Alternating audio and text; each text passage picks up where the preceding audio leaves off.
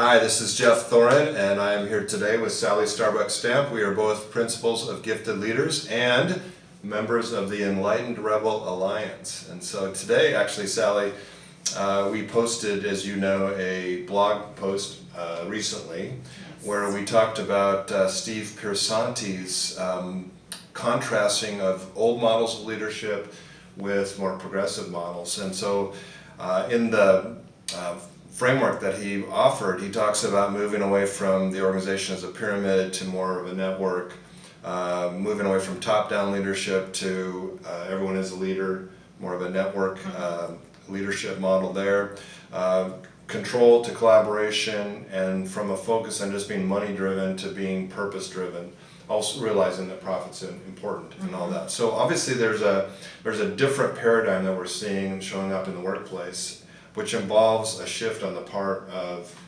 the positional leaders or the owners of a small business. So let's say that I'm a small business owner, I've got about 20 employees. I realize that I've been more in this old paradigm because I feel like I'm a parent. I feel like I have to always keep the kids in line, or I'm sensing that I have to either incentivize them or give them consequences, and people aren't taking initiative.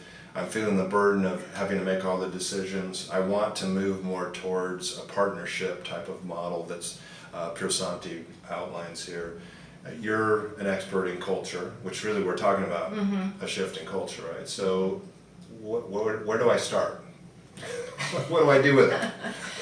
Yes, and thanks for that overview, because it really is a shift that we're talking about. And what's interesting is so many people in my experience talk about being unprepared for parenthood, and yet that's a behavior that we seem to perfect when we get in the workplace. We act like parents and treat employees and staff members as children. Right. And the result is, yes. They act like children. They act like children. So, and while I'm not an expert in culture, I did have an opportunity a few years ago to work with a team who looked at getting your shift together, making sense of organization, culture, and change. Yeah. And really, it was determined that many times organizations experience less than optimal success when they don't pay attention to the culture. Yeah. And culture is not easy to define. We found that that includes so many elements of what takes place in a business or an organization. So I won't suggest that if you're interested in making this shift that you do a full cultural assessment. What I would say is to begin with an assessment of some sort. So anytime you're wanting to make a change, begin with a look at the current reality. Yeah. And again, not a formal assessment. How would, I'm the business owner. You're the business owner. How do I go about Are doing you it? coachable? That's the question. Well, some would say yes, many would say no. Some would But say anyway, no. that's a topic for another session. Another podcast. Yes. So when I say begin with questions, that's important, I think. Lots of times we go in with wanting to have all the answers right away, and we're pretty much action-oriented, especially if we're entrepreneurial and have a small business. So I'll suggest that you take the time to develop some questions that will lead to some of the choices and some of the answers. And the first questions have to begin with yourself. Okay. So if you are already in a positional leader role, or you are maybe the sole proprietor of a small business, you want to ask yourself, how willing am I to let go of some of the control? Yeah. So it starts with my mindset. Starts with your mindset. As the business owner. Exactly. And then how willing am I to allow other people to make decisions, to really empower them? It's easy to say, oh yes, I'm happy to do that. And then when it comes right down to it, if someone doesn't, what do you do? Right. Do you Or jump in? do you take the control back when it doesn't work out the way you want it? Exactly. And then another thing that I think we've learned in our experience is how comfortable are you sharing information? Information is an element of control sometimes, and if you're unwilling to relinquish that, to put it in the hands of the people who are making decisions, then that can get in the way of developing the kind of culture that we read about and heard about. So you're talking about information related to the strategy of the business, the marketing plan, the financials, Yes. all that kind of data that sometimes is secret and not shared with employees. Yes, and as you know, some of our colleagues, the Chaucurs, developed a book and an idea about business literacy, meaning that people need to have this information to function most effectively and to feel that they're a part of the So organization. they need to know what those numbers look like Right. and what the trends are, up, down, good, Yeah. bad, whatever. So after asking yourself those questions, then the key is to have conversations with your team, with everyone else that's working together. And that's not easy for some people as well, who are used to just giving the information, providing the directives, and expecting people to fall in line with that. So, So that strikes me as being pretty important. It's really engaging the team in the conversation about where are we and how do we shift to Yes. this, here's kind of the nirvana that we're moving towards, or we'd like to move towards.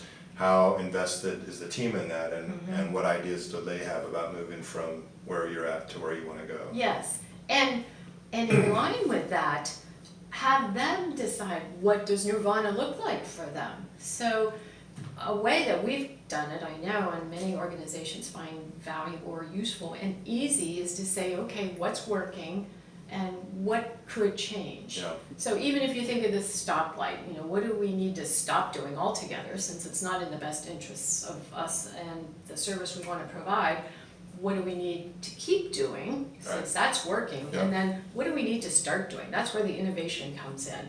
And that's where it's always very pleasantly surprising when you get the team together and let them know that you're going to value their input, that they will come up with things you haven't thought of. Because people naturally want to contribute, they naturally want to share their ideas, they naturally want to be part Yes. of building something bigger than Yes, themselves. Yeah. yes. And all the work that we've reviewed in motivation, that is key, to feel that you have the autonomy and the input into the organization and its future, so. Yeah. All right, to wrap up, if you were to kind of capsule or put in a capsule, 2 or 3 key recommendations that you'd want folks that are maybe listening to this and wanting to make that shift themselves, what's your top 3 or so recommendations? Yes, and there are many, so these would just be The first 3 3 right now. Okay, the first 3. And I think that leadership does need to be distributed. So to do that, you need to build leadership in others and provide opportunities for them to stretch, to be challenged, and to exercise leadership skills. And that, again, will develop you as the key leader as well as the leaders around you. And there's a lot in that: communication, emotional intelligence, just Yes. able to handle disagreements, being able to have a 2-way dialogue versus 1-way, point counterpoint Yes. interactions. Yeah.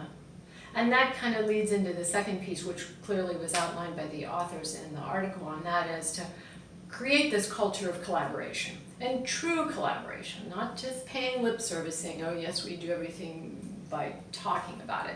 To truly do that and provide opportunities for the team to be involved, like we said, so that they feel engaged and empowered. So it's really creating a real culture of partnership, of like, we're in this together, and so everything Yes. you do, that's kind of the measuring stick is, are we doing that, or are we moving more back towards the parental paradigm? Right, which again is the default behavior that we often are most comfortable with. Yeah.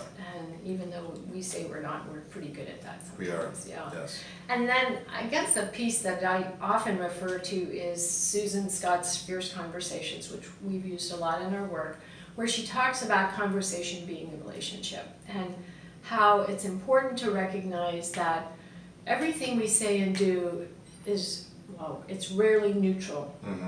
The Yeah. impact of our words and our behaviors often has either a positive effect or a negative effect. And she refers to that as the wake it creates. So to be aware of The that. emotional weight. Yes, Yeah. yes. And I think that that is really an important piece to remember. So to sum it up, it is all about, of course, with me in alliteration, communication and collaboration Okay. Communication, collaboration, and culture. and culture. Yeah. All right, 3 things. Thank you, Sally. 3 C's. Thanks for watching. We appreciate you being part of the Enlightened Rebel Alliance. Thank you.